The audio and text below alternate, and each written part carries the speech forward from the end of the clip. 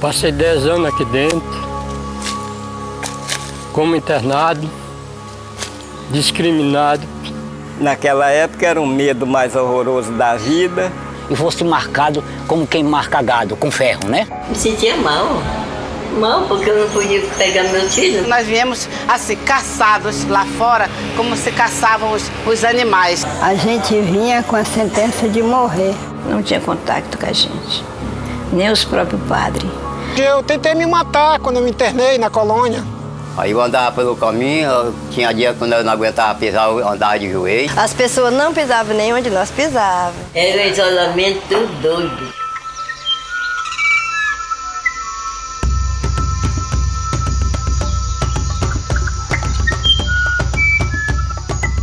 Em 2 séculos, milhares de brasileiros da região norte do país contraíram a hanseníase. Nas matas, garimpos, seringais, em áreas insalubres e de muita pobreza. Centenas morreram sem tratamento. Muitos tiraram a própria vida. A maioria foi arrancada do convívio familiar e profissional e forçada a viver em áreas distantes das cidades.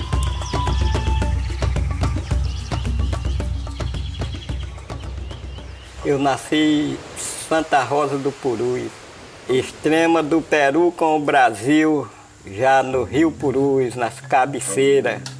Meu pai morreu, minha mãe ficou viúva, numa extrema pobreza. Agora aí vamos sofrer. Sofrer, aí contrair essa doença. Naquela época era um medo mais horroroso da vida. Aí o patrão, o dono do seringal, não queria que eu andasse nem no barracão dele. Fui sofrendo e achando ruim, e não queria sacar a sainha da minha mãe, que ainda estava meio em condições, ainda não estava tão aleijada assim. Que quando vi que ia morrer e ele sofrendo também, aí eu decidi. Me bote numa canoa, arruma aí uma canoa e me solte no rio que eu vou ter mão no leprosado. Ou vivo, ou... se eu não morrer, eu chego. Aí resolveu. Mãe colocou numa canoa, botou um litinho de farinha, uma latinha de sardinha e soltou no rio. Passei 10 anos aqui dentro, como internado, discriminado. Eu, meu irmão, um amigo meu pai viveu aqui dentro também, faleceu aqui nessa terra. Agora mesmo vocês estão vendo como é que eu estou aqui. Minha vida foi toda tristeza. Que eu não podia estar no meio de ninguém, tinha que ser na mata, que eu não era mais gente, eu podia ser dele, né? Aí me botou lá na mata, lá me dava comida, aí bolei para um outro canto. Foi aí para um canto, ia para outro, quando não se abusava, me dava comida, outro me dava. Acabou roupa, acabou dormida, acabou tudo, eu dormia no chão. Aquelas viagens de 70 eu tirava sentado assim na ponta da tábua, mesmo assim, todo tempo para aguentar. Aí, com muito sofrimento, eu passei 1 ano e 8 meses sem tomar um banho, que eu não podia descer lá, não tinha água. Que me botaram mesmo lá para eu morrer, mas eu era duro na queda, não morri. A minha família foi muito pobre. Meu pai morreu e deixou todos os filhos pequenos. A minha mãe lavava roupa. Às vezes, para dar alimentação, ela ia para o matador, para pegar lá bucho, pegar os pés de boi que o pessoal dava para ela. Naquele tempo, não chamava Antenia não, né? Era lepra. Não vou não, que eu não vou deixar meus filhos. Não, você vai, você não pode ficar com seus filhos. Aí eu já tinha outro meninozinho, de 2 anos, 1 ano e 6 meses. Aí eles tomaram o menininho, né, do candário. Aí eu vim, foi o jeito. A hanseníase é uma doença infecto-contagiosa que atinge principalmente a pele e os nervos dos braços e pernas. Tem esse nome em homenagem ao médico norueguês Gerard Hansen, que em 1873 isolou o bacilo. A transmissão é pelas vias aéreas e o contágio acontece depois de um convívio próximo e prolongado com a pessoa doente. O Brasil concentra 15% dos casos conhecidos da doença no mundo. Na região norte, os maiores focos estão em municípios das margens dos rios Madeira, Purus, Juruá e Alto Limões, no entorno de Manaus e em áreas do sul e nordeste do Pará. Essas pessoas, a maioria delas morava em seringais, né, que são locais de interior, na mata, né, então eles vinham de barco até essas colônias. No seringal a gente morava nessas casinhas assim. Isso aqui é a casa do seringueiro, a palheira que a gente derruba na floresta, derruba, e a gente cobre a casa, pastiúba, soalha. Isso aqui é a vida do seringueiro desse jeito da mata. De lá a pessoa ficava mesmo se tratando, para remédio da mata, às vezes remédio da mata mesmo, ficava lá mesmo. Eu conheci gente que pegava o próprio, assim que ele tinha problema no dedo, no nervo, né? Estragava aquele osso, a pessoa mesmo arrancar com as suas próprias mãos, tirar fora aquele osso. Isso acontecia muito no seringal com as pessoas, porque não tinha saúde lá. Trabalho do mesmo jeito, também a pessoa com íngua, conhecia amigo meu, que ela estava com íngua, e todo doente, com enfermidade, chacrando nas pernas, no pé, obrigado a trabalhar. Aí quando eu passei a cortar a seringa, já após 3 anos que eu estava tomando a sulfona, a gente na mata tinha muito espinho, eu peguei uma estrepada, aí começou um problema de um ferimentozinho no meu pé direito. Aí comecei a sentir dor na perna, né? A perna doía muito, eu já tinha dificuldade de caminhar. Quando era no coste, tudo bem, que eu não levava peso nenhum, né? Depois que esquentava o corpo, eu tinha que nessa estrada grande, que o meu irmão me ajudava, eu tinha que cortar correndo, era correndo para poder dar conta, né? Quando eu já vinha com leite, né, o balde bastante pesado, aí a perna começava a doer muito, doía muito mesmo, eu chorava muito. Aí eu pedi a Deus chegar onde tivesse um pau atravessado no caminho, né, para me sentar um pouquinho para ver se aliviava mais a dor da minha perna.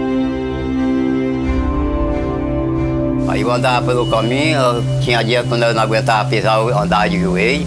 Até que eu cheguei na beira de um garapé, aí um cara disse que por água era melhor para mim ir, que era melhor que pelo caminho. Aí eu desci nesse garapé 5 dias, sem comer, cavando barranco, arrancando raiz com as mãos, acabei logo com as mãos, até que eu vim indo. Quando cheguei na boca do garapé no rio, aí para encurtar a história, eu saí de lá em fevereiro e vim chegar aqui em julho. Mas a viagem era para o Rio, até que cheguei ali, todo lascado. Eu vim doente, adoeci nesse meio de mundo e me jogaram pra cá. Eu vim meio arrastado. Eu me sentia mal demais, eu ficava com raiva. Quando vi, isso aí é doente, sei lá, é leproso, lá no leprosário, aquilo. Isso não é fácil você falar com ninguém não, rapaz. No meu caso, eu não sabia. Eles disseram pro meu pai, olha, teu filho é doente. Meu pai chorava, minha mãe chorava. Eu não, porque eu não sentia nada. Eu disse, papai, que doença é essa que eu não sinto nada? Já, meu filho, mas você vai ver mais tarde, você vai ver por que eu estou chorando. E depois eu vim saber por que era. Por causa da grande discriminação que a gente sofria. Aí a minha mãe não me levou logo, também não sabia o que era, tratando com remédio caseiro. Até que chegou uma carta para minha mãe, mandando dizer para eles que se ele não me trouxesse para o médico, a polícia ia buscar, que nesse tempo a polícia ia buscar mesmo. E nesse tempo, quando o médico detectava a doença, ele condenava, como que se a gente tivesse cometido um crime, né? Eu fui condenada a viver isolada no leprosário. Aqui era um campo de gado, e as casinhas eram dentro do campo, da lama mesmo. E a gente ficava lá, junto com outras famílias, com outras pessoas doentes também, e separado da família. Foi um sofrimento muito grande, eu não gosto nem de lembrar desse dia da minha separação dos meus pais. Numa das ocasiões que eu saí daqui com meu pai para ir ver o Círio de Belém, no meio da estrada meu pai fez um carro parar, nós subimos, era lá em cima o caminhão, né? Umas 4h30, 5 horas da manhã ele parou numa tapioqueira, na beira da estrada, o motorista parou. Aí ele viu a dificuldade do meu pai e do companheiro dele para descer lá de cima. Aí ele percebeu que isso aí é leproso. Aí meu pai pediu café, tomou tapioca, eu também tomei, com caneco próprio, que eles levavam o caneco, né? Quando foi na hora de subir no carro, ele disse, não, no meu caminhão vocês não viajam mais, aí tem porco e eu não quero o meu porco misturado com leproso. Essa expressão ficou comigo até hoje, como se fosse marcado a ferro, né? A falta de informações precisas e o preconceito deixaram marcas tão intensas quanto a própria doença. Apesar de quase 90% das pessoas serem naturalmente imunes à hanseníase, os atingidos foram isolados do convívio social. Uma segregação compulsória. Leis obrigavam a captura e o internamento em áreas chamadas de leprosários.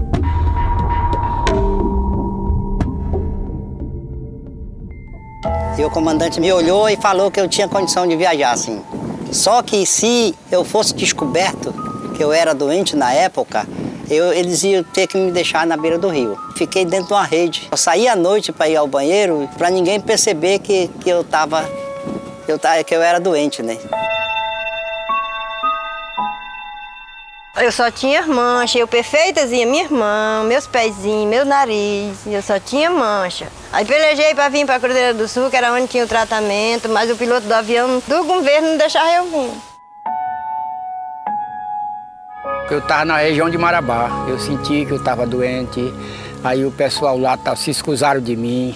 Teve gente que até jurou de me matar. Morava lá na casa de uma mulher, a mulher foi lá num povoadozinho que tinha. Aí disseram para ela que era para ela me botar de casa para fora, que eu estava leproso.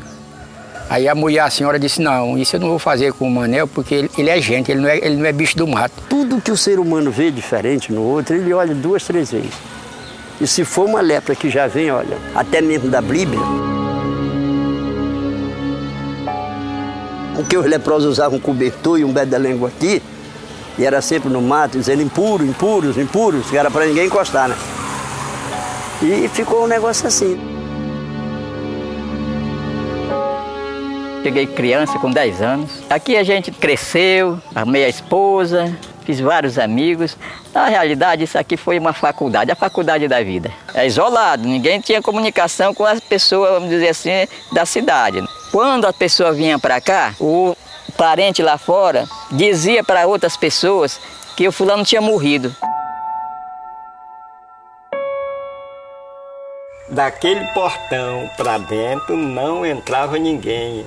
Aí o sadio do lado de lá conversava, o doente do lado de cá. E quem ia para lá ia decidido. Quando morresse ia para o cemitério. Sair nem pensava na época. Teve uma época, tinha um vidro, e aí o sadio ficava pelo lado de lá e o doente por aqui, né? Não tinha contato nenhum. Quando eu cheguei para casa, já tinha um rapaz me esperando com outro policial. No meio do caminho, cheguei lá, meu irmão já estava em casa. Nós saímos de casa com uma maleta, para nós 3, e 2 sacos, Ave Maria. Eu já vinha chorando dentro de casa.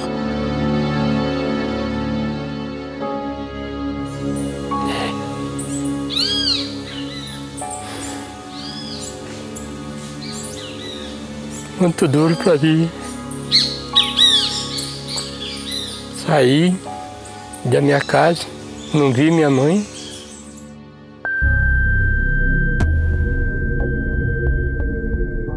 Áreas de isolamento começaram a surgir na região no final do século XIX. A primeira grande colônia da Amazônia é de 1924, a Colônia do Prata, instalada no município paraense de Igarapé-Açu. Em 1925 é a vez do estado do Amazonas. A colônia Belisário Pena começa a receber pacientes de Paricatuba, margem direita do Rio Negro, a oeste de Manaus.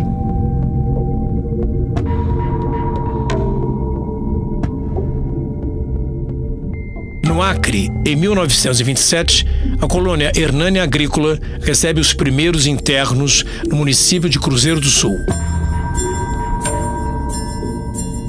Em 1928, abre o leprosário Souza Araújo, na capital Rio Branco.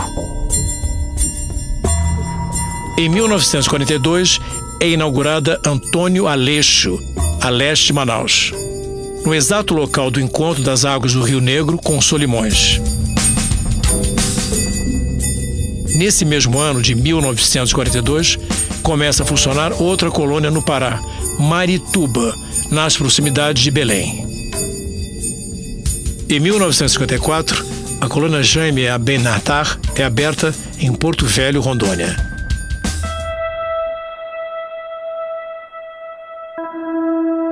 Foi primeiro catequese de índio, depois foi colônia correcional, depois foi que foi adaptado para ser leprosário, né? Aqui é o prédio da antiga colônia Belisário Pena. Eu subi essas escadas em 1958, deixando minha mãe na minha terra e para esse isolamento. Tinha prefeito, tinha delegado, tinha guarda, tinha o administrador, tinha o chefe de enfermagem. Os casais dormiam lá para a casinha deles, a companheira fazia a boinha deles. Os solteiros tinham uma pensãozinha, o cozinheiro era doente, o copeiro era doente. Aqui nesse local era uma enfermaria dos homens, né? Onde eu mais ou menos morava por aqui assim. A comida vinha, carne de boi, trazida do belo jardim da beira do rio, em lombo de animal. Tinha 3 burros e tinha o comboieiro para vir deixar. Chegava, entregava, voltava. Aí quando eu cheguei era aquela sujeira medonha, não existia água para fazer a limpeza. Sanitária para o cara aí era lá no meio do campo, uma sanitária não sei para quantas casas, que era horror. A água para tomar um banho era um garapé lá no meio do campo, que lá o boi bebia e tudo. Isso que era precário mesmo. Isso aqui era uma escolinha antiga, onde muitos aprenderam, pelo menos assinar o nome. Tinha um professor, mesmo doentinho, mas ensinou a uma porção deles. Cada um vivia a vidinha dele para lá. Ganhava uma rede, uma coberta e se cuidava para lá. Teve morte aqui de matança. Matavam mesmo, porque não tinha quem.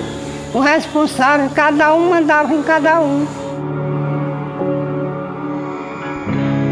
O doutor era de 8 em 8 dias, ele vinha. Teve médico, leprólogo, de ter medo da gente. Isso aí é conhecido e aqui tem muitos que conheceu ele. Quando chegava, opa, para lá, aqui não. O preconceito era tamanho que não era permitido a gente andar nas ruas de Manaus. A gente tinha que ficar totalmente isolado aqui dentro mesmo. Aquela época era muito triste. A gente vinha com a sentença de morrer. Quando a gente saía lá da casa dos pais da gente, da família, a gente já vinha para morrer aqui. Os que viviam lá fora, os que eram sadios, como a gente chama, eles não olhavam para a gente por amor. Eles tratavam a gente como uns terror, que nós não tínhamos nada. Nós tínhamos 2 vestidos que o governo dava de ano em ano. Era muito difícil, a gente passava uma vida que não era de ser humano, não. Os dias de visita, ele mandava a gente vestir a melhor roupa que a gente tinha, por mais que fosse remendadinha, né? Mas estava limpinho ali esperando a visita. Eu não recebia visita. A vidraça era passada no meio ali. Quando os parentes da gente vinham visitar a gente não podia conversar, não podia nem pegar na mão do menininho da gente, nem nada. A família da gente ia visitar a gente, era que nem aquele balcão. Tinha uma vidraça, a minha mãe ficava do lado de lá e eu do lado daqui, para não ter contato. Quando um padre ia dar missa lá, a gente ficava lá pro cantinho da gente e o padre com o povo dele do outro lado do parlatório. Não tinha contato com a gente, nem os próprios padres. Tinha tanto preconceito que quando nascia a criança, já tinha de embolar ele ali, nem dava banho nele, já ali embrulhava ele já para tirar. Muitas vezes o menino pegava lebrinha de chuva, pegava resfriado, já pegava uma pneumonia já ali. Já muitos dele morreu.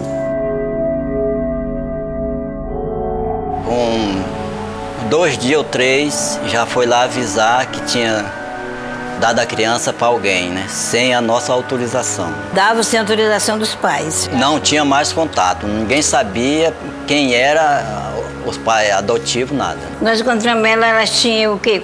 38 anos. Para mim, ela estava nascendo de novo ali naquela hora. Foi um abraço tão grande, tão forte que mexeu muito. Eu vi muito acontecer, tirar os filhos. E muitos que hoje talvez não encontraram o filho ainda. Eu tinha receio de eu chegar assim, dizer para ela, minha filha, eu sou sua mãe, e ela não aceitar, né? Ela disse que eu tinha receio. No princípio eu tinha vergonha de contar o que eu vou contar para vocês, mas a minha mãe tinha muita deformidade da patologia, e eu cheguei aqui, quando eu vi minha mãe, eu perguntei para ela se não dava para trocar de mãe, que eu queria uma mãe mais bonita, né? Eu nasci aqui em 1939, porque meus pais tinham vindo para cá e se conheceram aqui, né?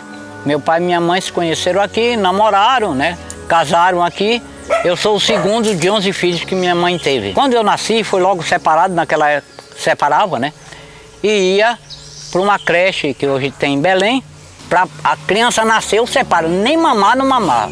A primeira mamadinha, nem pensar. Com quase 8 anos incompleto, apareceu uma mancha de hanseníase, eu fui para Marituba. Uma enfermeira disse, olha, o que é que essa criança faz aqui, já que o pai e a mãe estão na Colônia do Prata? Leva ele para lá para viver com o pai e a mãe. E eu vim para cá em 1947. Porque eu me lembrei da separação quando eu tive com minha mãe, né? Foi também muito forte.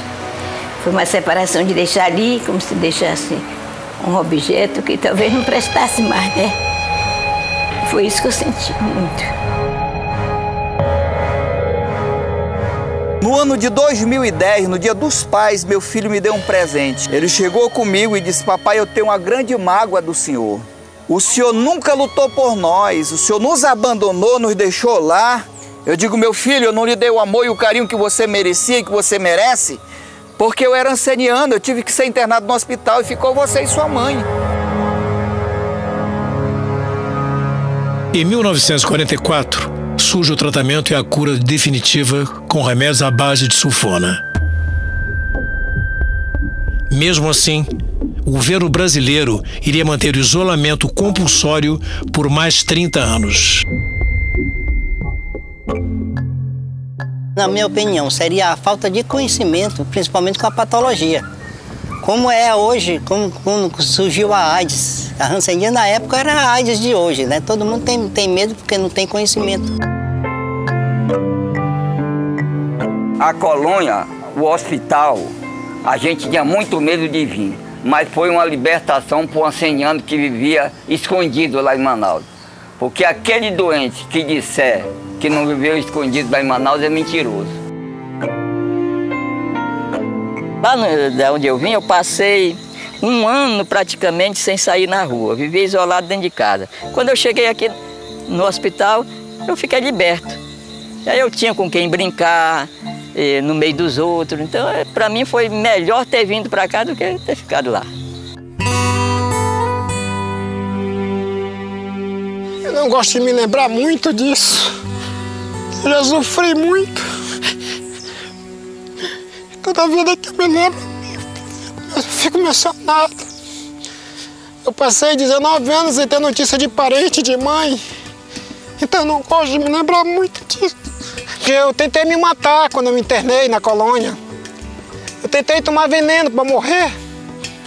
Mas depois veio uma luz na minha cabeça que eu tinha que cumprir uma sina dada por Deus ou por outra pessoa, e eu tinha que cumprir. Então eu pesei na cabeça e digo, não vou fazer isso, né? Passei 1 ano e 4 meses aqui no Aleixo. Era aquele morenão, musculoso, sadio, jogava bola bem, só andava de gravatinha, era o homem que recebia as autoridades, locutor de amplificadora, cantava na Rio Mar, na difusora, né? Fazia aquele auê. Naquele tempo, nós, chamados doentes, os leprosos, nós trabalhávamos para nós mesmos, porque era nós que cuidávamos de nós mesmos. De 28, mais ou menos, 28 para cá, era doença da pele.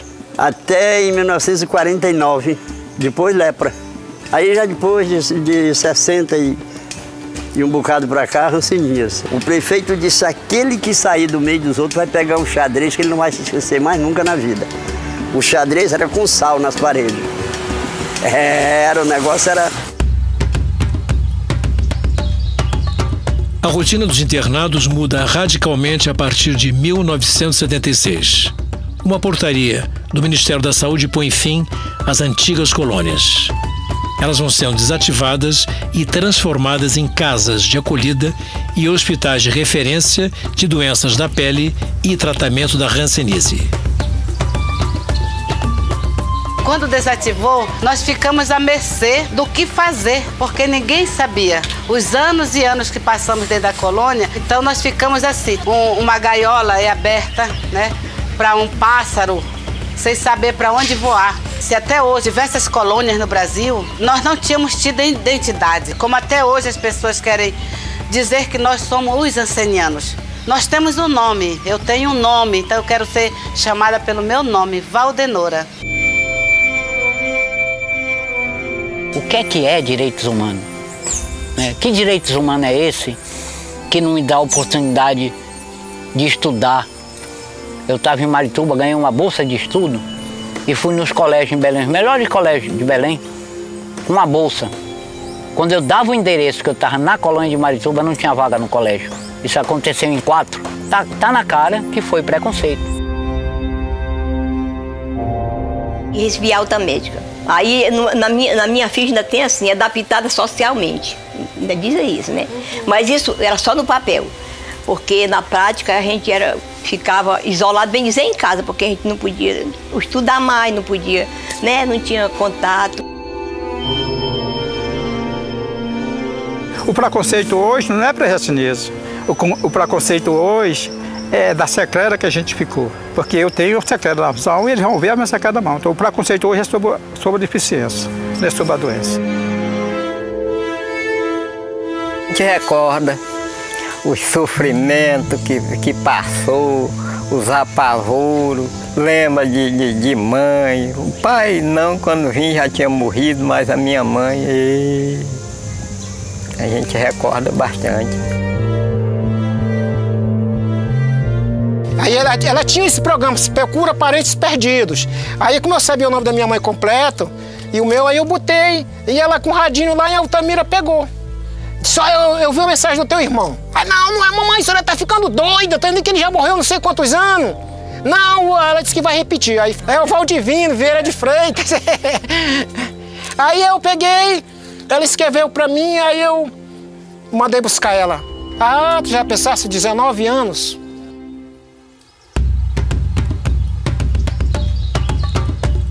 O sofrimento faz parte do passado. A medida provisória 373, assinada em 2007 pelo então presidente Luiz Inácio Lula da Silva, reconheceu o direito à pensão vitalícia. O Brasil foi o primeiro país do mundo a reconhecer esse direito. Quem viveu isolado, hoje, constrói uma vida mais digna.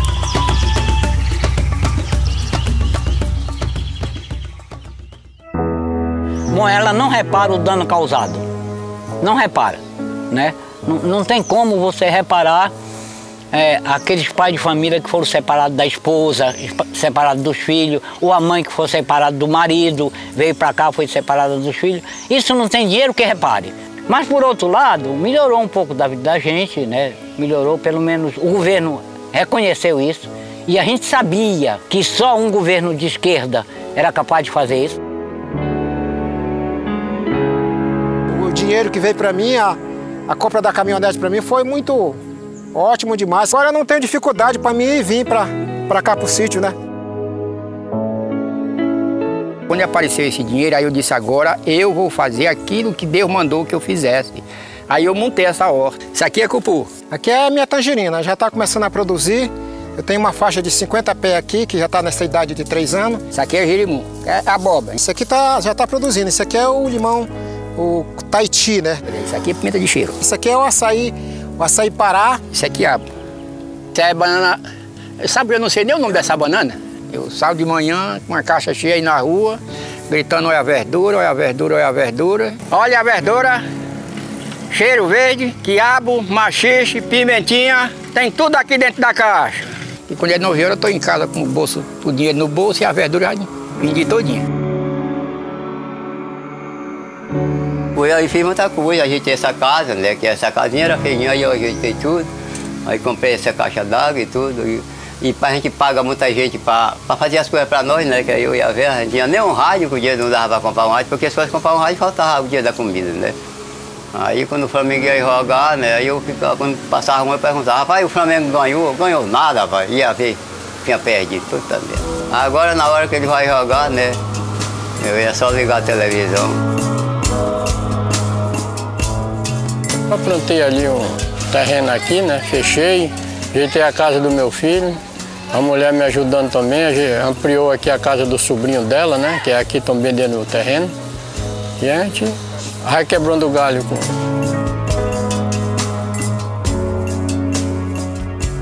As coisas boas que tem, às vezes eu não posso mais me usufruir, mas eu vou continuando e curtindo a vida que a gente tem. O momento de vida que a gente tem, né? Da forma como a gente bem puder. Eu peguei e vesti, fiz tipo lanche, tinha uma coisinha para meus filhos ficar vendendo. Que depois que eu fizesse, eles que estão movimentando isso aí, fazer um lanche e comprei um carrozinho para mim andar. Você viu, comprei meu carro.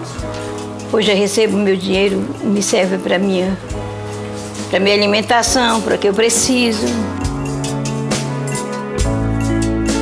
Ela quer que a gente compre uma casa aqui no terreno do bairro do colégio, mas só tem casa lá embaixo, nas ladeiras, onde a gente, se for para lá, a gente vai continuar isolado. Devido a gente já ter passado tanto tempo isolado, hoje eu quero morar num canto assim, onde eu olho para frente, que eu vejo uma distância, né?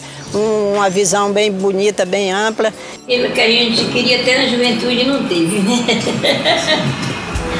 Mas tá bom, a gente quando tá velho precisa mesmo de mais paz no coração, né? Precisa de mais tranquilidade.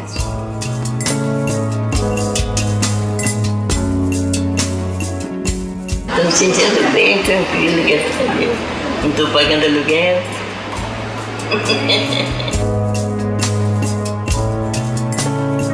Como a gente estava isolado compulsoriamente, criar os filhos e os netos da gente é um prazer enorme. Porque a gente não tinha esse direito. Casava, os filhos eram tirados da gente. E hoje o que a gente pensa? Dá de tudo de melhor para eles. Não existe coisa melhor, né? É a gente ter o carinho, a proximidade dos filhos, da esposa, dos netos, da família em si.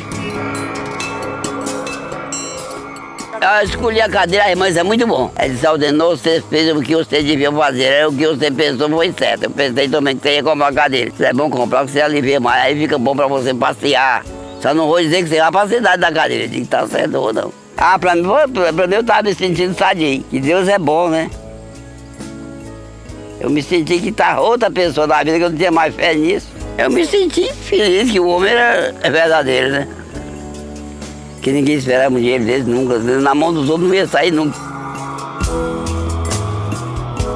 Essa casa bonita é a minha casa. A casa que eu ajeitei, fui para Roraima, Venezuela. Andei por aí, solto como um pássaro.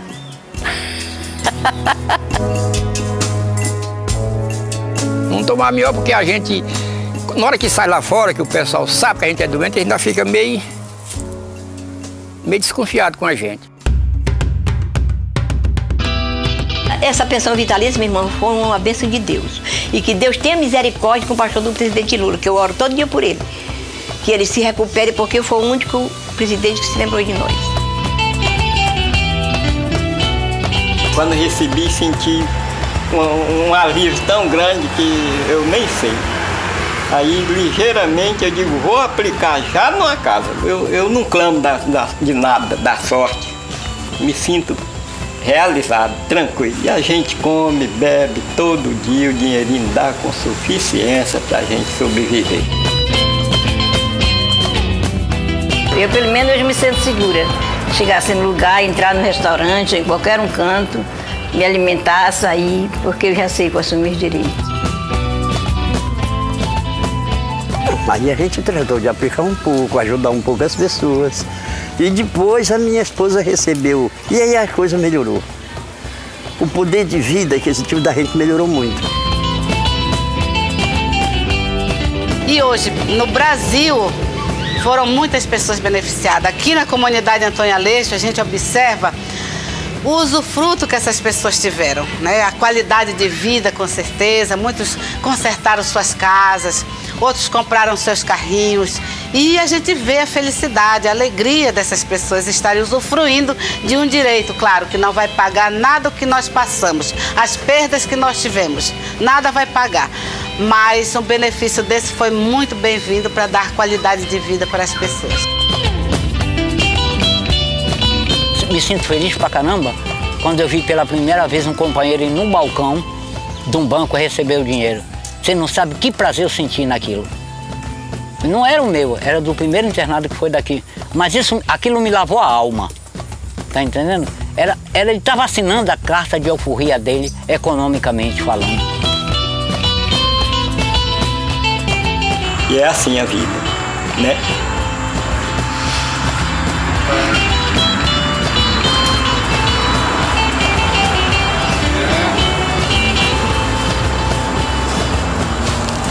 A vida é boa, né? É boa.